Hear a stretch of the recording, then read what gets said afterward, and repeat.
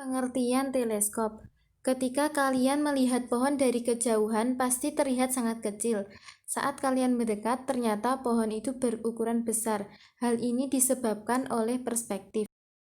Saat kita menatap langit di malam hari dengan cuaca cerah, pasti terlihat cahaya titik-titik putih. Sama halnya dengan perspektif tadi, titik-titik putih yang sangat kecil ini ternyata berukuran sangat besar. Titik-titik kecil itu bisa kita lihat dengan alat bantu teleskop. Hans Lippershey yang merupakan seorang pembuat kacamata berasal dari Middelburg, Belanda pada tanggal 2 Oktober 1608 menciptakan alat pertama yang disebut sebagai teleskop. Teleskop ini mempunyai kemampuan untuk memperbesar benda-benda yang diamati hingga 5 kali lipat. Setahun kemudian pada tahun 1609, Galileo Galilei menciptakan teleskop pertama yang digunakan dalam bidang astronomi yang dapat memperbesar hingga 20 kali lipat. Sehingga pada tahun 1610 ia membenarkan teori alam semesta berpusat pada matahari. Teleskop biasa digunakan oleh para astronomer untuk mencari planet baru. Di alat ini terdapat dua buah lensa cembung, yaitu lensa objektif yang berada di depan, yang menerima cahaya langsung dari objek, dan lensa okuler, yaitu lensa yang berada di dekat dengan pengamat. Teleskop ialah sebuah alat bantu penglihatan atau optik untuk mengamati sebuah benda-benda yang jauh, terutama benda yang berada di langit seperti bulan dan bintang. Teleskop bisa menjalankan fungsi tersebut dikarenakan kemampuannya memperkuat cahaya dan memperbesar bayangan, sehingga sebuah benda yang jauh bisa terlihat lebih dekat dan jelas.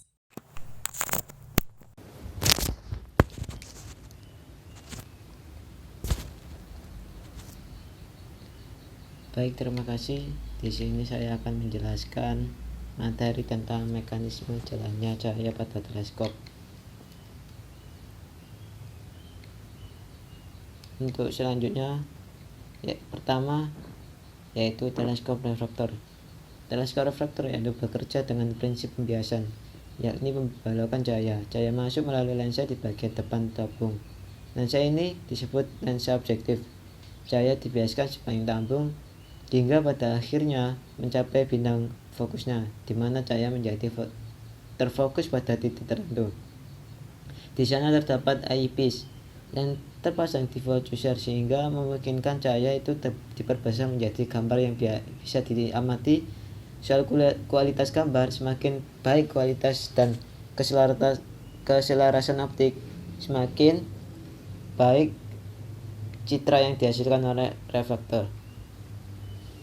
Jadi reflektor ini melalui dengan cahaya dibiaskan sehingga mencapai bidang fokusnya, sehingga benda yang kita amati semakin jelas, kecuali dengan syarat semakin kualitas gambar tersebut baik, maka semakin baik atau semakin jelas gambar yang diamati.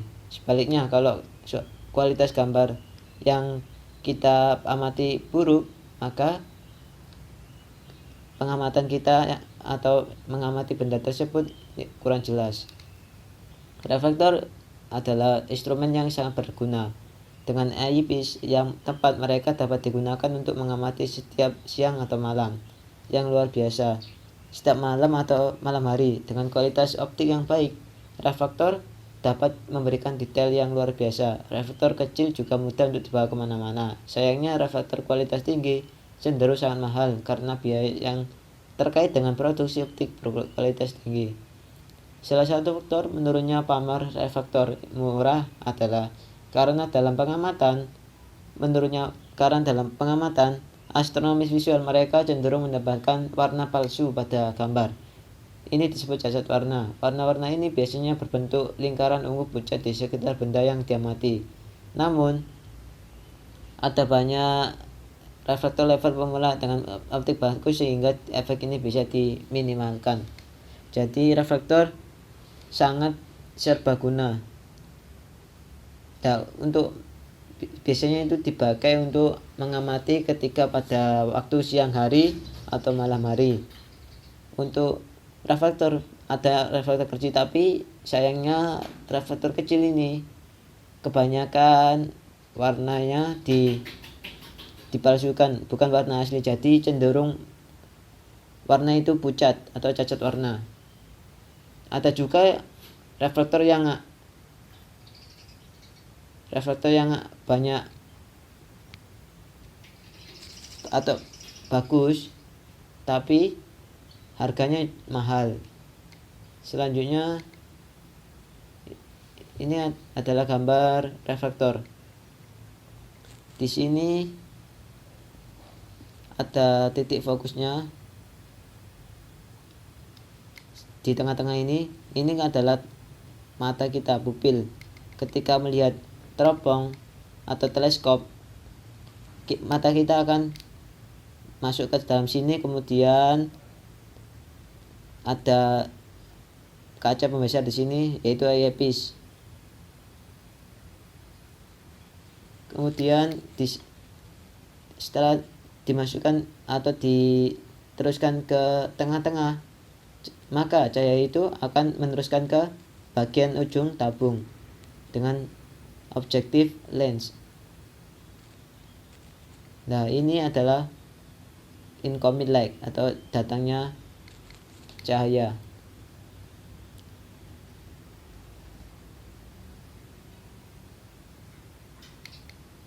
Selanjutnya teleskop reflektor yaitu atau catoptric. Teleskop reflektor disebut juga sebutan teropong Newtonian karena dari nama penemunya yaitu Isaac Newton. Newton menggunakan lensa untuk mengumpulkan cahaya. Logam cermin dibuat melengkung untuk menempelkan cahaya dan mencerminkan sebuah fokus. Cahaya dipantulkan dari cermin sekunder ke eyepiece sehingga bisa diperbesar menjadi gambar yang bisa diamati. Untuk harga yang sama, reflektor menawarkan bukaan yang lebih besar. Teleskop reflektor menghasilkan gambar yang tajam yang bebas dari warna tambahan. Namun secara optik ada dua kekurangan reflektor. Yang pertama yaitu laba-laba yang menahan cermin sekunder membentuk halangan terpusat yang menghasilkan pola difraksi. Ini paling terlihat pada perbesaran tinggi pada benda terang. Kedua, karena bentuk cermin primer, reflektor mengalami kondisi yang disebut koma. Ini memiliki efek membuat objek di tepi luar bidang pandang terlihat berbentuk melengkung atau terlihat seperti komet kecil. Ini bukan masalah besar untuk pengamatan visual karena pengaruh paling mencoloknya hanya di bagian paling luar dari medan pandang dan tidak ada sama sekali di pusat medan pandang, di mana sebagian besar pengamatan kita dilakukan. Selain itu, beberapa desain eyepiece bekerja dengan baik dalam menerapkan efek ini. Bawahnya ini adalah gambar teleskop reflektor. Di sini ada teleskop reflektor.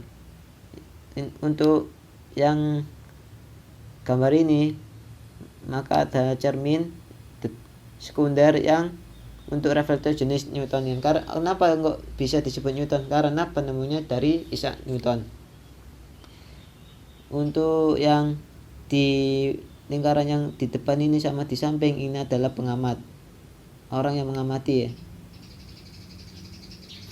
Kemudian yang di bagian ini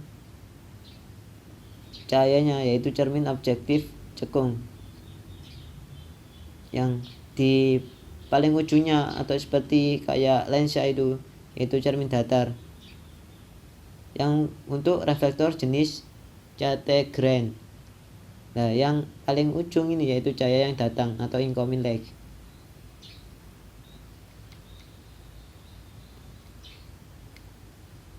Next. Ketiga yaitu teleskop catadioptrik. Teleskop catadioptrik merupakan teleskop yang mempunyai sistem kerja yang tidak jauh beda dengan dua jenis teleskop di atas.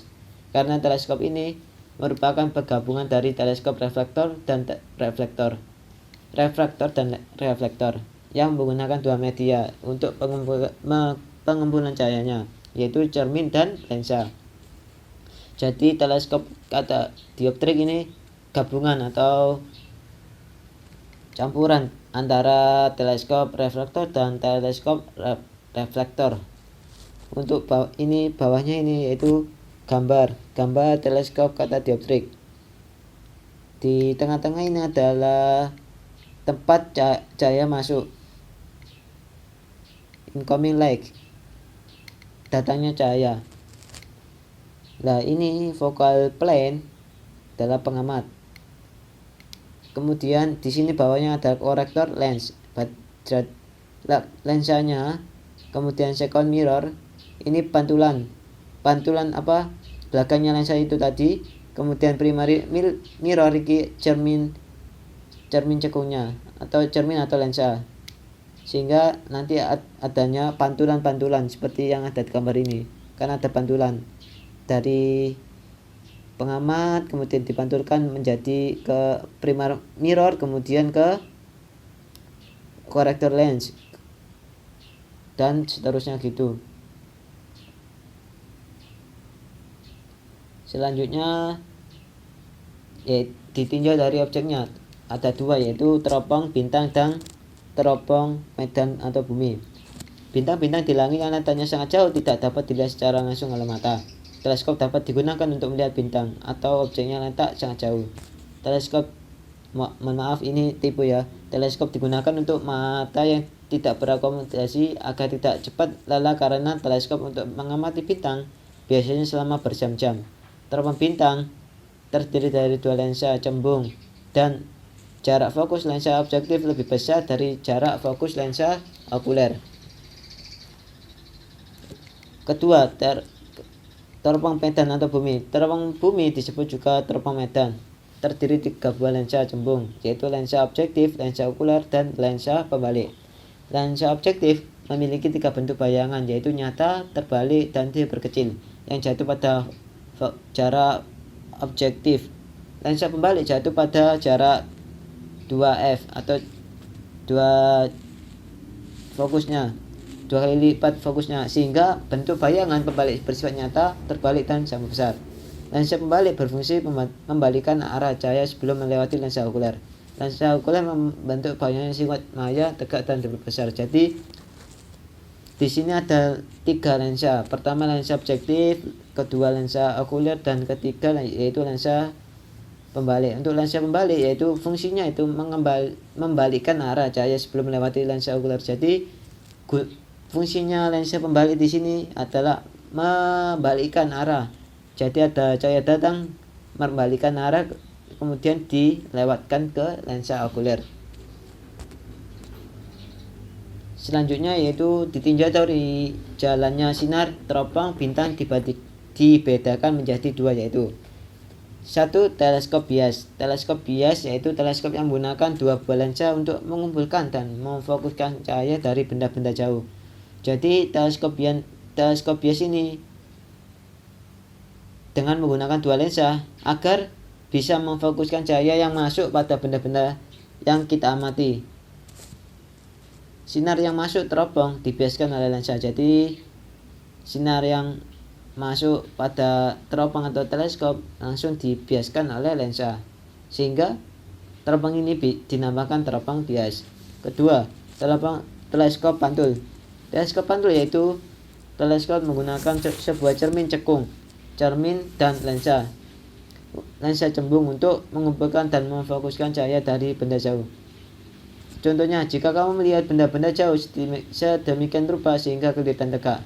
Ketika kita melihat orang dari jauh menggunakan spion sepeda motor yang bundar itu, yang cekung, kan kelihatannya kita melihat orang tersebut secara tegak dan kecil biasanya. Kan kalau cermin cekung, bayangan yang diperoleh dari cermin cekung yaitu agak kecil daripada cermin cembung. Saya akan menjelaskan tentang persamaan matematis pada teropong bintang atau yang sering disebut dengan teleskop.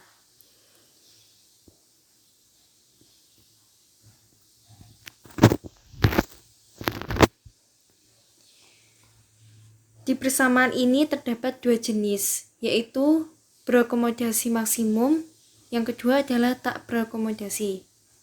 Nah, pertama-tama sebelum membahas kedua itu, di sini ada istilah D itu sama dengan panjang teropong bintang. Kemudian S absen objek adalah jarak bayangan ke lensa objektif. S ekuler adalah jarak benda ke lensa ekuler.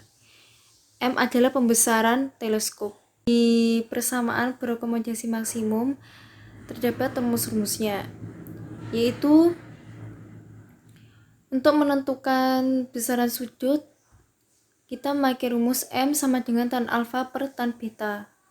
Nah, di teleskop ini terdapat dua lensa, yaitu lensa objektif dan lensa ekuler. Nah, sinar yang datang pada titik tengah fokus itu namanya fokus objektif. Nah, sinar akan menuju ke lensa ekuler yang disebut dengan S ekuler. Dari tinggi H itu adalah tingginya fokus objektif dari sinar jatuhnya. Nah, makanya ada M sama dengan H per S ekuler per H per S absen objektif. Itu kan hanya sama dengan lensa ekuler. Tinggi dari jarak benda ke lensa ekuler itu sama. Maka dicoret menjadi S absen objektif per S ekuler. Sedangkan 1 per fokus objektif sama dengan 1 per S objektif ditambah 1 per S absen objektif itu adalah untuk mencari pembesaran pada lensa.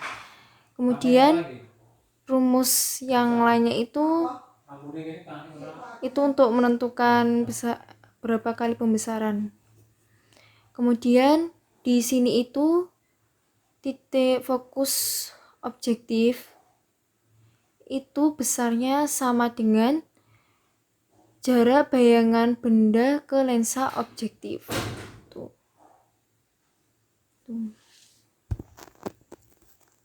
Terus yang kedua adalah persamaan tidak berakomodasi pada kondisi tidak berakomodasi. Nah, di sini itu S ekuler itu sama dengan fokus ekuler. Nah, di sini itu S absen objektifnya itu sama dengan tak terhingga. Ini rumus-rumusnya. Nah, untuk menentukan dua persamaan itu sama. Kalau ingin menentukan panjangnya teropong atau yang sering disebut dengan teleskop ini bisa menggunakan rumus D ini. D sama dengan fokus objektif ditambah fokus ekuler, tergantung yang diketahui. Bisa menggunakan D sama dengan S absen objektif ditambah S ekuler, seperti itu. Nah, kalau yang ini yang 1 per fokus ekuler sama dengan 1 per S ekuler ditambah 1 per S absen ekuler itu untuk menentukan pembesaran pada lensa ekuler. Berapakah pembesarannya itu nanti pasti memakai rumus itu. Tuh. Di sini juga jarak lensa ekuler kan sama dengan titik fokus ekuler. Nah, misal kita nyari pembesaran fokus ekuler. Nah, nanti juga disuruh nyari jarak benda ke lensa ekuler. Nah, itu sama dengan besarnya itu sama dengan titik fokus ekuler. Itu titik fokus benda pada lensa ekuler. Baiklah, di sini saya akan menjelaskan bagaimana cara kerja teleskop. Baik, di sini ada sebuah gambar. Terlebih dahulu saya akan menjelaskan bagian-bagian dari teleskop. Di alat ini terdapat 2 buah lensa cembung, yaitu lensa objektif yang berada di depan yang menerima cahaya langsung dari objek. dan lensa okuler, yaitu lensa yang berada dekat dengan pengamat. Kemudian, cara kerja teleskop adalah dengan metode pengumpulan cahaya. Teleskop membelokkan cahaya yang ada di sekitar, kemudian mengumpulkannya dan mengirimkannya ke mata kita. Alhasil, planet dan berbagai benda angkasa lain bisa kita lihat dengan mata kita. Jadi, cara kerja teleskop itu hanya membantu mata bekerja dalam mengumpulkan cahaya, sehingga nampak lebih terang dan dapat diperbesar. Semakin besar diameter teleskop, maka semakin banyak cahaya yang dikumpulkan oleh teleskop tersebut, sehingga benda-benda langit yang kita lihat menjadi lebih terang dan tajam. Pada materi selanjutnya, yaitu penggunaan teleskop bisa dilakukan saat mata berakomodasi maksimum dan pada saat mata tidak berakomodasi. Baiklah, kita bahas satu-satu. Yang pertama, pada mata berakomodasi maksimum. Maksudnya adalah di mana kondisi mata kita saat melihat teleskop dengan menggunakan mata yang terbuka lebar, pandangan fokus, dan konsentrasi tinggi. Selanjutnya yang kedua, yaitu pada saat kondisi mata tidak berakomodasi, adalah saat dimana pandangan mata kita tidak berada dalam kondisi penuh konsentrasi.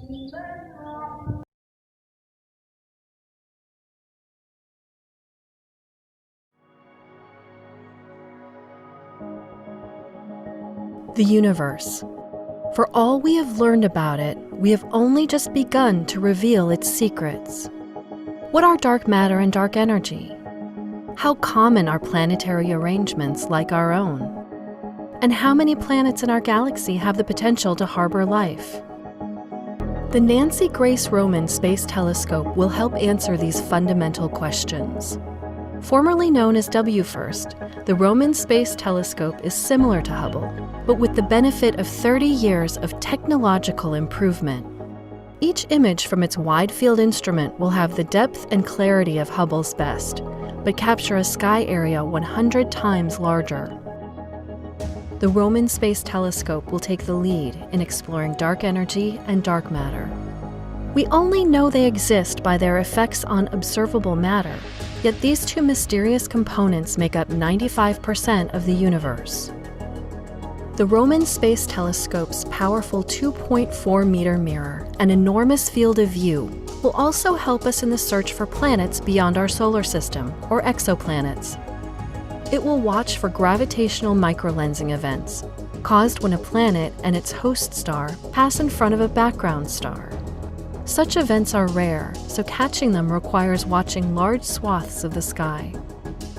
To deepen its study of exoplanets, the Roman Space Telescope will house a beyond state-of-the-art coronagraph that will directly image and analyze Neptune-sized planets in orbits slightly larger than Earth's, a dramatic improvement over current capabilities. The Nancy Grace Roman Space Telescope will help us answer many of the biggest cosmic questions. Its wide-field view and coronagraph will complement missions like NASA's James Webb Space Telescope and Transiting Exoplanet Survey Satellite, TESS. The Roman Space Telescope will be an indispensable part of space science during the next decade and beyond.